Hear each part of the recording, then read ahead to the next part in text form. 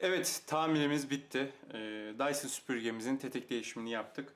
Eğer sizin de böyle bir arzunuz varsa bize WhatsApp hattımızdan ulaşabilirsiniz. Aynı zamanda direkt gelmek isterseniz de yorumlar kısmındaki Google haritalardan bizlere ulaşabilirsiniz. Bir sonraki videoda görüşmek üzere. Önerilerinizi ve merak ettiklerinizi yorumlar kısmına, daha fazlası için de beğenip kanalımızı takip etmeyi unutmayın. Bir sonraki videoda görüşmek üzere.